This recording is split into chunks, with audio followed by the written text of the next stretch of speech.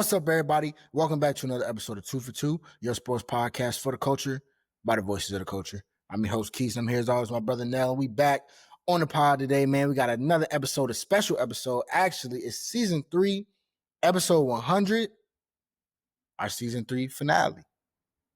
Let's do it. Nell, my dog, good to see you, man. It's good to be seen. What's going on, brother? Hey, we living. We here. Another day to have a good day. On the pod, Tuesday. You look tired, brother. I'm here, man. Fresh. Man, just started raining, pouring down. Yep. Actually, yeah, crazy. I've been ducking and dodging that over here too. Ducking and dodging. Yeah, man, a lot going on. But exciting times. Yeah, definitely exciting times. We got, and NBA free agencies basically, almost over.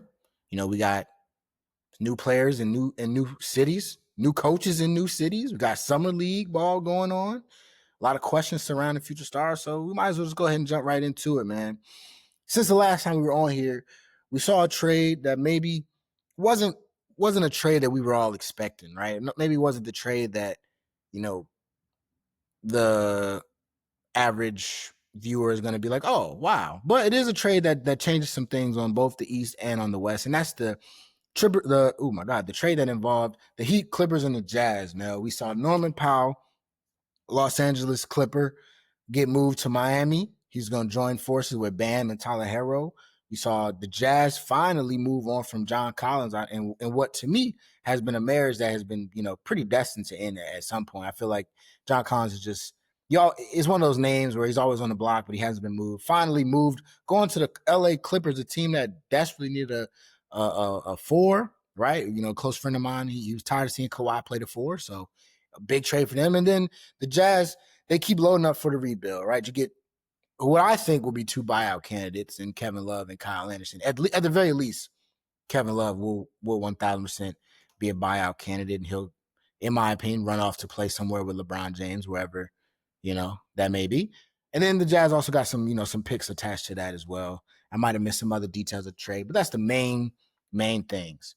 How you feel about this move, Nell?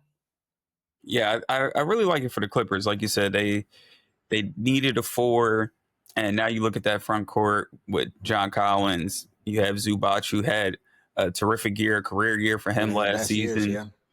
You bring in, now you got Brook Lopez coming in off the bench, a guy that can protect the rim and space the floor.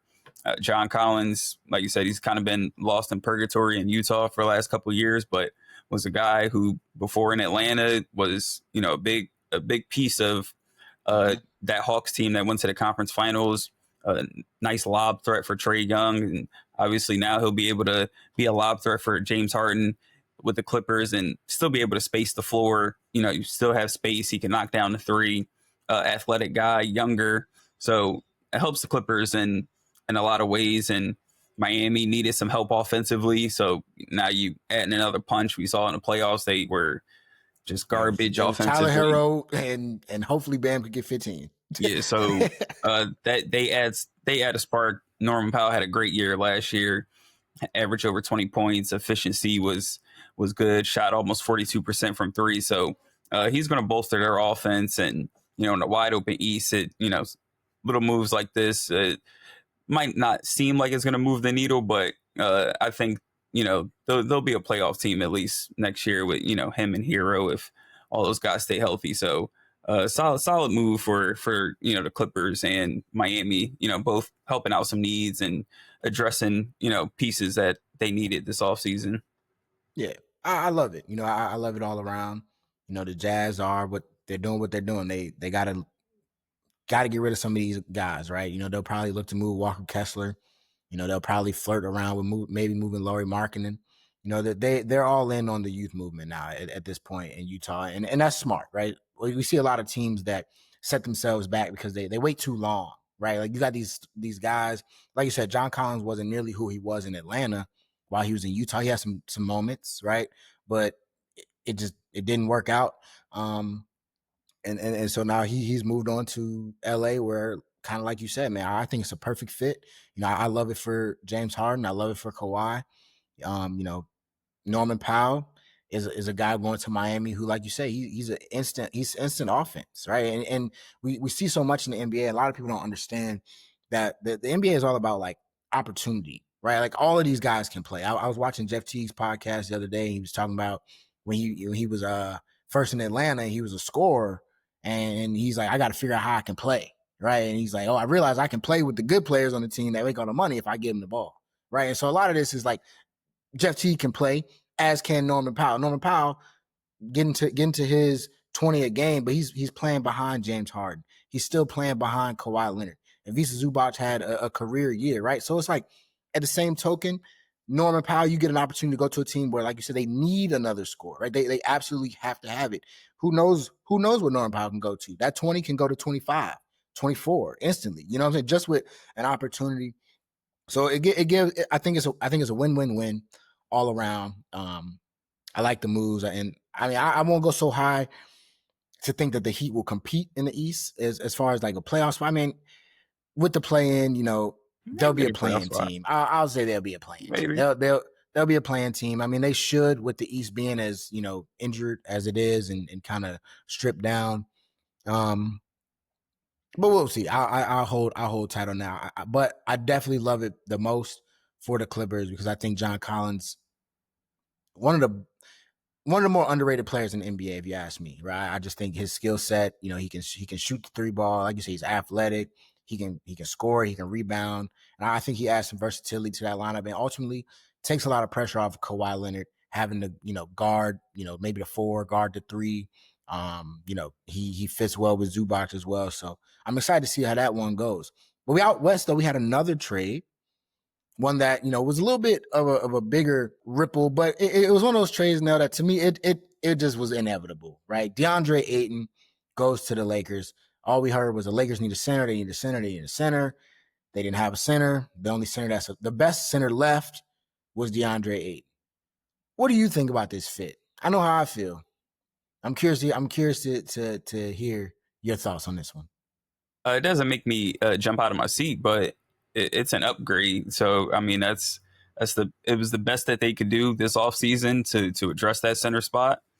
You wish they could have kept Dorian Finney-Smith, but you had to add size. Jackson Hayes couldn't be your starting center, and you thinking you can compete in the West. There was a reason JJ Redick was playing guys 45 minutes.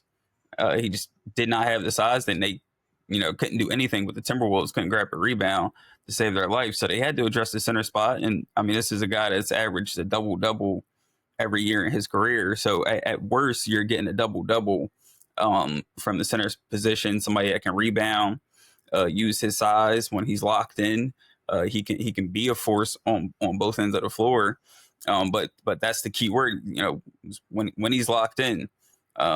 This is a guy that was a former number one overall pick in the draft with Luka Doncic. So to see where his career has gone, Phoenix didn't want him, and now Portland was happy to give him away. So just for him and his sake, this is maybe his last chance to really earn some big money. I think he's got a player option, or I don't know what the deal was that he 2-year signed. player option.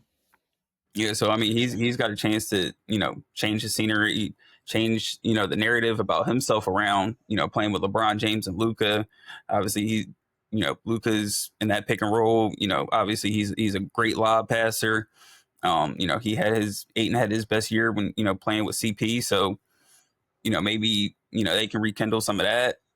I think it's not a championship move. Lakers aren't scaring anyone in the West because they got this, but I mean, it addresses a need. So, they should be, at least better on that end, if they can get Ayton locked in. He definitely adds something, but definitely not moving the needle in terms of, contention in the West. Yeah, it just kind of feels like a very Lakers move. Desperation, like you say, they needed a center. This was the best one that they could get. My problem is I don't necessarily love the fit for Aiden within that just team, honestly. Like you said, he's a walking double though. He's gonna get his 18 and 10. Like that's what that he's gonna get. But there's just so many other things that comes with him. Just his kind of like a diva. He's a little strange. I just we talked about it before, right? You're playing for JJ Redick, you're playing with LeBron James, you're playing with Luka Doncic, you're playing with like maniacs, right? Like the Lakers don't have they And don't the have time. biggest team in the league. And you're playing for the Lakers, So right? all Exactly. eyes will be on them. You're not in Phoenix anymore. You're not in Portland anymore. Like you can't just hide behind whatever, show up when you want to show up for work, this, that, and the third, and then just think, it's gonna be all peaches and cream. Like nah, you will be put on Front Street real quick. If the Lakers start losing, scrutiny will be out there. How will DeAndre Ayton respond to that? I don't know. You know what I'm saying? So that part of it scares me. Is he your third guy? Right? I think they have to re-sign Austin Reeves officially to for him to be on the roster. But I'm assuming Austin Reeves is going to return. How does that fit in? DeAndre Ayton's he's a post that you got to throw the ball into him, right? He's not so much of a big Get in where you fit in. No, he'll get the rock. He'll definitely get the rock. I'm not saying he won't get the rock. I'm not saying he won't get his them points. Screens and roll. Like, I'm saying I don't think set screens, roll, play defense, and rebound. That's all he should be doing. I don't think he's that great of a defender either, though. Hey, that's kind of that. It's all about effort. We'll see if he does. He's 7 foot. All you gotta do is try. He'll alter some shots just from trying. If he doesn't, you'll know where he'll be. Yeah, and he knows. You'll know where you'll be. And so again, I don't think he got the right to come in there demanding the ball in the post. But you know how bigs are, bro. Come on. Oh, get in. You know what bigs do. You know what bigs do, and that's my thing. I want to see what that is. I want to see him. I want him to demand the ball in the post, and then he'll end up playing for veteran minimums. I want him to demand the ball in the post and take some pressure off LeBron James. That's what I want. I think he should demand the ball in the post, but I want to see it work. That's why I don't know if it'll work with. I think JJ will find a role for him. I hope JJ's a good coach. I don't doubt that. And LeBron and Luka are two of the smartest players in the league. You have someone that can actually rebound. This is true.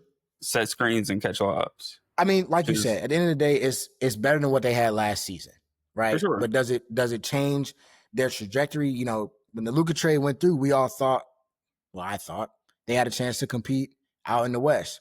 We saw the product on the floor without a center. They got a center. You saying it's not going to move them. I'm saying it's not going to move them. So, would any center have moved them? Not in this market that they could afford. Yeah, it's sometimes like you say, sometimes you just don't have the assets, the cap space to make a move. Damn second apron, man. To put your team in better position than the previous year. Sometimes you just don't. You just can't do it. It's just not possible. Hey, good. Draymond said it. The second apron ruined free agency, man. I'm a fan of it. Not gonna lie to you. You like the balance, and I think it's good. I think you should have a price to pay for certain financial decisions that you make. You can't have all the good players and pay them all and keep them all. I think it sucks for when you're a fan of said team that has to break up such a great team. But yeah, I like the parity. I'm not gonna lie. It'll be interesting. The West, like we say, it's picking up. Speaking of LeBron, though, on the same topic, there's been small rumblings here and there. LeBron buyout, maybe LeBron trade. Buyout is crazy. I saw that on Twitter today, and I was like, bro. They were like, I'm telling you, the LeBron buyout is coming. What would a LeBron buyout even be? You gotta give him $300 million. You crazy? Obviously not $300 million, but that would be nuts. But if LeBron, let's say LeBron wants out, do you believe that he should want out of LA based off of his trajectory in his career? Should LeBron be like, hey man? I don't know. That's up to him and what he wants. If it's really a championship, I don't necessarily think it's going to happen in LA. But where could you see Brown going right now that would guarantee him, that would make you be like, all right, he might get another one? Golden State or Houston? Houston with KD. Yeah. What about Dallas? Yeah. Dallas, Golden State, Houston. Would you? I don't know if I could. LeBron and all Golden those State are unrealistic, but yeah. Speaking of Golden State, man, they haven't made a single move yet. What's up with them? Like I said, sometimes it's hard to make moves. That's why Draymond really was going off. They about to Sell out for Al Horford. They got to figure out what to do with Kaminga. That's probably their biggest thing they're dealing with now. They already lost Looney. They did. There's rumors like Dame has See, been linked to him. Al Horford's been linked that to would make him. sense. None of that's really My helping. But thing with the Kaminga talk is just that it's always funny to see how teams value players, right? Like Kaminga can't help Golden State win in their eyes. It's pretty clear, right? Like to them, when they're competing, he's not on the floor. But when it's time for him to go, you give him you got the steepest asking price ever. Like that to me is always so like I understand it from a business standpoint, but it's just so funny to see like got to maximize your returns. you sitting this guy all season.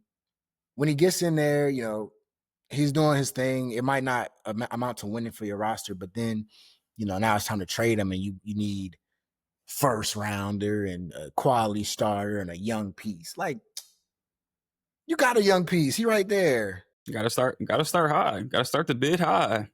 And they're gonna be low with him sitting on the bench again. They'll find somebody. There's a fool out there. There's another name in the buyout market. Bradley Beal. Bradley Beal, I think, is a very polarizing basketball player, right? This is a guy that at one point in time averaged what? 25, 26 a night, maybe more. I was gonna say he had his year average 30 in Washington. He makes the move to Phoenix, doesn't work out, right? Now they're talking about, he's a potential buyout candidate. They linked him to the Clippers. I mean, but obviously the other teams that you've mentioned, right? The Warriors might make a run at him. There'll be a good amount of teams that'll take a chance. Do you think Bill's cooked, or was Phoenix just not the right situation? I just don't think Phoenix was the right situation. Now, I mean, is he the same player that was averaging 25 to 30 in Washington? I don't think so. Do you think he's a starter? I do think he can start on a lot of teams. Okay. Whether he starts or comes off the bench, it doesn't matter. But if you look at his numbers, he, as the third option on a team, still averaged 17, shot 48, 50% from the floor, still had good efficient shooting numbers. He wasn't healthy. I think he missed like 60 games that's over his couple years in Phoenix. Wasn't healthy. Obviously, coming off the bench, starting, trying to find his role. The fit was never really there. I don't think he's, necessarily a cooked player. Is he a guy that can be your first or second option on a championship team? Maybe even third option is questionable now at this point. But if you're a team that can get him for the vet minimum on a buyout market, if that does happen, like the Clippers or Golden State, I think he could come in and start and help right away. He adds offensive firepower. He's still one of the best jump shooters in the league. Can get an efficient bucket. Defensively, he struggles. That was, part of the reason, why it didn't work out in Phoenix. But offensively, he can still put up points. So let's just say he gets bought out Clippers. James Harden, Bradley Beal, Kawhi Leonard, John Collins, and Ivica Zubac starting five. Solid five. Where would we put that team in the West? Top four. I still like Houston and Denver, and obviously OKC. I think that's so you got them kind of right under probably what? Denver, Houston. Is it a 1, 2, 3 drop off for? Probably. If he goes to Golden State, same thing. I can't trust James and Kawhi. Golden State, same thing. Top 4, 6, 7. I like Bill. Bill to me is talented. Anybody that can average 30 in the league, you legitimate. I mean, you average 10 in the league, you legit. You know what I'm saying? But you in the league, you legit. But you averaging 30 and that, carrying out with those Washington teams, I think I want to see him go to a good situation. And I think the Clippers will be a good one. I feel like it makes too much sense. He can be a secondary ball handler along with James Harden at the one, ass shooting that you're going to lose with Norman Powell. Defensively, I don't think it would hurt them as much because they have a lot of, pretty solid defenders, right? You can go in there. You got Kawhi behind him. You got John Collins. You can put him in there with what's my guy? Chris Dunn off the bench. He defends. They got some other wing guys. It could be interesting. It could be interesting for Bill. I just don't understand why the Phoenix thing didn't work out, man. I really don't. It still kind of puzzles me. They couldn't play defense. They couldn't stay healthy. Yeah. Too many But even when they were on the floor, position, the offense wasn't even that great. They never had a point guard. Devin Booker's a point guard. Still. Your best scorer shouldn't be You shouldn't. Unless he's actually a point guard and his name's like Jalen Brunson. That's not for today. So, speaking of Jalen Brunson, he got a new coach now. I told you. We were on here last week. I said, Mike Brown, you said, y'all hired him? I said, it's on the way. And it was on the way. And you know what he did this morning in his introductory press conference? I mean, you had no other options. So, tell me what he said. Well, yes, we did. We had plenty of options. We could have hired anybody. We could have hired anybody. We could have. All the coaches y'all tried to inquire about denied y'all interviews. No, the teams denied it, not the coaches. They ain't want them anyway. They told the teams be good. I like the hire, man. I like the hire. I like the hire too. Proven winner, right? At the very least, he's won. He's won everywhere he's been. He's won. Maybe not a championship, but he's won. You take that Kings team from what they were to a playoff team. You got my respect. Did they regress afterwards? Absolutely. But I told you this. That Kings roster, I don't think that roster changed after they made that run. Like they didn't really do anything. You got DeMar DeRozan. It didn't really change after they made that run. Like it just didn't. They didn't really move the needle. That we didn't like that fit when it happened in the first place. That was always weird. He's coached, LeBron James. He's coached Kobe Bryant. He's coached with Popovich, and he's coached Stephen Curry. I mean, he's seen it all. I think, people say he's a little rigid. He doesn't always connect with players, or he struggled to connect with players earlier on in his career. But I mean, he coached LeBron and Kobe. Like, nobody connects with those two. They're demons. You just let them do what they do. And Mike Brown was benching them boys. You don't want to play? Have a seat. I love it. I can't wait for the first day that he cussed Cat out on national television and everybody can hear it over the TV. I cannot wait. It's gonna be great. They're moving Rick Brunson down the coaching totem pole. Yeah, they say he wants to bring James Borrega from the Pelicans, the guy that used to coach the Hornets. That's gonna have a huge effect. You trying to be funny? Yeah. Why? What do you mean? It's gonna coaching doesn't play a role. Oh, we're talking about Rick? Yeah. I mean, why would he be beefing? Demoted, my man. Be happy you have a job. What are we doing? Nah. I didn't even know Rick Brunson was the associate head coach, actually. I don't think I ever knew that. Yeah. I don't think I knew he was first chair. That's pretty wild. Yeah, I know he was first chair, but I don't feel like he was. Let me look. Let me do a quick Google. I feel like that was like low-key clickbait, because I don't think he was ever that guy. I don't think it's clickbait. He was that guy. Nah, he wasn't that. His son is getting 40 for him in the playoffs, so I mean, you can ask to be that guy. You can ask.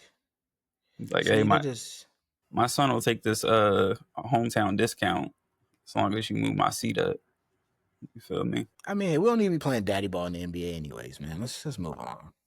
Rick, cool. Just be on the squad. You can literally just be Jalen's player development coach. That's what you want to do. Like, by all means. But Mike, bro, I just feel like when you get to certain levels with a roster, like the Knicks situation was that it just kind of got to a stalemate, right? Like I think we saw. Did it? I think the front office saw. Y'all got somewhere y'all hadn't been in 25 years. But that was it, and it was embarrassing. And you talked trash the whole way. You didn't even think we were going to beat the Pistons because of the product that you saw on the floor. I literally picked the Knicks to win the series. That doesn't mean anything. Everybody picked the Knicks, but you was hoping we lost, and that was a struggle series. And then the Pacers series, better coaching, we might have won that series. Anyway, the whole point of what I'm saying, in regards to Rick Brunson at least, is just like out with the old, in with the new. You know what I'm saying? There's no point in getting a new head coach if you're going to leave the whole same the whole assistant staff, or we didn't add pieces to that roster. What's the point? That's literally saying, hey, it's just Tom Thibodeau's fault. Like, no, there's a culmination. That's exactly what y'all said. No, it's not. That's exactly what y'all said. It's not. We had to refine. We had to get a better backup big. Shout out to y'all. You know what I'm saying? We went and got some better pieces, and we about to get. We might bring in Marcus Smart for the vet man. We might go get Bill for the vet man. Who knows? Many things could happen though right now. You know, there's nothing but space and opportunity and money around. We got a head coach. I'm feeling good, man. We got a black man Very coaching the optimistic. Knicks, man. Black man coaching the Knicks. This is the third Coach Brown we've had in a minute. Or the first one we've had in a minute, but third one I think we had. I am optimistic. I'm excited, man. I'm excited. You should be. Things are up for the Knicks. The East is wide open. It's really not even Certainly wide is. open. The East is ours. These are. I don't see another team I mean, it should be. within 5 miles of us. You know what I'm saying? Y'all somewhere in the back Yeah. looking around. Yeah. What do you think of the hire? You just like it?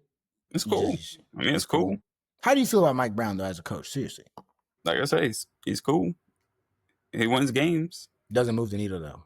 2-time coach of the year. I mean, we'll find out. Like I said, he wins games. We'll find out. Yeah, I can't wait. I'm excited. We go. I want to see what he does offensively Me too. with the Knicks. Me too. I want to see him unlock Karl Anthony Towns. I want to see him trust the bench more. I'm not one of these fans that are like, oh, he needs, like a lot of Knicks fans are like, oh, I want somebody to play the bench just because like Tibbs didn't play the bench. But it's like, let's be real. Like you just want to see if Paco Dadier is good, if Tyler Kolek is good. You know what I'm saying? Like you just like, oh, just like play the young guys. That's what you want to see. You want to see if the young guys are going to develop. That's what the G League is for. You know, that's why you have the G League. I would love to see them get minutes this year. You would hope after year one they can get minutes. So I want to see how he utilizes the bench. I'm not so much concerned about him playing our 13th and 14th man. So the Knicks fans are like, hey, Jalen Brunson didn't play all night because they're going to be the same fans that's mad when we lose. So I want to see him do that. I just want to see how he utilizes the bench. And honestly, I need him to figure out this defensive thing, man. I think that was another thing with Tibbs, right? We called him, he's a defensive coach, and the Knicks defense was not as good as it should be. Mike Brown's a defensive guy too, though. Great. And that's why they said that he wants to bring on Borrega because Borrega got the good sets. That's what we need. And I mean, if you got Mitchell Robinson for a full season, that'll help too. That'll help. The good news is, a Knicks fan, did you see a Knicks fan saw him in the airport? Asked him if we were trading for Bron or Giannis, and he was like, "Nah." I keep up with anything Knick related. Yeah, you do, but it's okay. I'll tell you. He said, "I'm not trading any of my wings." That means OG's back, Mikal is back, Wingstop is back. We're gonna give it a second try. I want to see him maximize Mikal Bridges, man. I want to see that. Like I think Jalen Brunson has done enough to cement himself in the NBA. He doesn't have to average 28 every game or 28 for a season. You know what I'm saying? Like he can just be National Player of the Year champion, Jalen Brunson. Lead us. That's what I want to see. I think it'll be good. What did Jay Wright say about Brunson? He said he wants to steer the ship. He wants to lead the team. Yeah, he gonna put up about 25 shots. Nah, man, he don't have to. He can shoot 15 and make 12. I mean, if he's that efficient, he's gonna be like, all right, he might should shoot 30. If he's that efficient, he might should shoot 30. But no, in all seriousness, man, shout out to Mike Brown. Shout out to the Knicks. Made a big splash. Went and got a championship coach. I mean, it's one of those moves, though, Nell, right? You hire Mike Brown, you're saying we think we have a window that we have to capitalize on. So pressure's on. Mike Brown said he wants this job. You know, pressure is certainly on. He talked about the so knowledgeable and passionate Knicks fans. Shout out to him. So we'll see, man. We'll see. I like Mike Brown, so that's cool. The Knicks are up. A lot of things are happening. How about your Sixers, man? VJ Edgecombe. He only played one summer league game. How'd you think about it, or what you feel? How did you feel about it? Excuse me. I loved it. Loved everything I saw. Obviously, 28 big points. Like the fact that he was out there aggressive. Took 27 shots. You know, did some things defensively. Was just a pest. Did some things very fluid. Did some things in the open court that I like. So I'm excited. When I see him, taking the ball coast to coast for a dunk, and I think about, him and Maxi in transition. That speed and VJ's athleticism. So I'm excited. I'm liking the fit. He looked good. Think he's got a chance to be real nice. Yeah, I like what y'all's game plan was with him too, right? Like a guy like that, I feel like you know what his role is going to be on your roster, right? When you draft him, I think he was one of the more plug and play guys in terms of all right, you're going to be defensive, tenacious on ball defender in the passing lanes, hit open shots, straight line drives, right? Like that. That's it for now. But in summer league where he can be featured, hey, to me, it looked like y'all said, VJ, go out there, show us everything you got. Just go for it. And that's what he did. He shot the ball 27 times. Nobody cares about that. It's summer league. Shoot 35. All right. Well, my boy Thon Maker back in the day, he fouled out the summer league, man. Go do what you want to do in the summer league. Go do what you got to do. And I think that's good because y'all put the ball in his hands, right? Y'all let him run the show a little bit. You played him off ball. You played him in the corner. You played him on a primary ball handler defensively. So you really got a good kind of idea for everything that he can do. And I think, to y'all's credit, I think that's the way to go about it with a rookie when you draft a guy and you have a roster that is pretty set at the top, right? Maxi's gonna get good. Oh my God, excuse me. Max is gonna get his. Joel Embiid, when healthy, what he's gonna do, right? So those are your two top scorers, of course. You got Paul George over there as well. Can't forget about Paul. Hopefully he bounces back for everybody's sake, because if not, you're gonna have another terrible year. You're gonna hate season 4 of this fuck. Oh, almost plus. Oh man, I need to get off here. You're gonna hate season 4 if he stings. But I do like VJ, right? I think he embodies what you like as a player as well. That guy that came from nothing, gritty, out there trying to prove a point. So I'm giving y'all your flowers, man. I like the pick. So far, so good. Your boy Ace Bailey had a good game too. Had a nice bounce back game. He did. His first game, he was, pretty pedestrian, but second game, definitely. Yeah. And he's out there in another different situation, right? The Jazz damn near got their starting 5 out there, right? Like Isaiah Collier started at the 1 for them this year, right? Excuse me. Ace Bailey's going to play. Kyle Filipowski is probably going to play. They have some other guys, Cody Williams, their first round pick from last year. All these, this is your roster. So now it's like, hey, how do y'all boys fit together? Ace, I think he did a good job night 1. I think he only shot the ball like 7 or 8 times. But you saw in the bounce back game, he got it going, catch and shoot, put on the floor, pull up, dribble, getting in the paint, rebounds, stick backs, kind of showing it all off, man. And he looked good, looked comfortable. Obviously, Summer League, right? We see people in Summer League that become stars that did nothing. I think I saw Jalen Brunson average like 6.3 points and shot like 30% in Summer League in his first year. So obviously, like it's only so much of a barometer, but as a fan, you got to be excited for these young guys going out there playing, seeing them on this stage, and they're playing well, right? Shout out to Ace because it was looking a little murky for him for a bit, wasn't it? We were a little nervous I how mean, he I was going. wasn't. He I was wasn't nervous. nervous, but I was nervous. I'm still nervous for him. But what I I think it'll will be fine. say, I am very happy that the Jazz had the Utah Classic for him to be able to play in front of the Utah fans, because I think that helps them and it also helps him, I think, kind of come together and build that what's funny? Why is that funny? Uh, I just think it. I mean, who cares? I'm saying, like, If for you the only sake played of in Las Utah, Vegas, like if you only played in Las Vegas, but the fans not going to show up for him, they're I not going to be mean, but excited. he's in Utah. The Utah fans are actually just sitting there watching him firsthand. Like, No, wouldn't you that's love? cool. That's Wouldn't you cool. love for VJ Edgecombe's game that had been in Philly, the Philly Classic? You can be like, oh, I'm gonna go watch VJ Edgecombe up close and personal.